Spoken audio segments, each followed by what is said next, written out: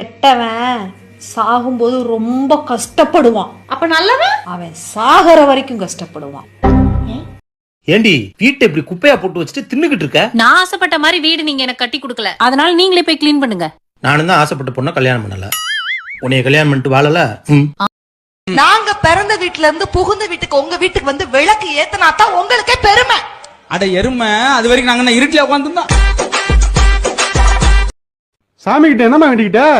எனக்கு 7 ஜென்மத்துக்கு நீங்க தான் புருஷனா வேணும்னு வேண்டிக்கிட்டேங்க. நீங்க என்னங்க வேண்டிக்கிட்டீங்க? கடவுளே, எனக்கு இதுதான் 7வது ஜென்மமா இருக்கணும்னு வேண்டிக்கிட்டேன். எங்க மாமியார் என்ன கெட்ட கெட்ட வார்த்தையில திட்டுது, பட் நான் அழுகல சார். கண்ணீர் வருது, ஆனா நான் அழுகல. ஏன் அழல தெரியுமா? மேக்கப் கலைஞ்சிரும். ஏம்மா, எங்க வீட்டுக்காரர்களுக்கு கூலி பணியாரம் வேணுமாமா? அதுக்கு நான் என்னடி பண்ணனா? ஏம்மா, அதுக்கு எவ்வளவு பெரிய குழி தோண்டணும்னு மட்டும் சொல்லிருங்கம்மா. பொண்ணு பெற்றதுக்கு எனக்கு தாண்டி தோண்டணும், ஒரு 6 அடிக்கு தோண்டு.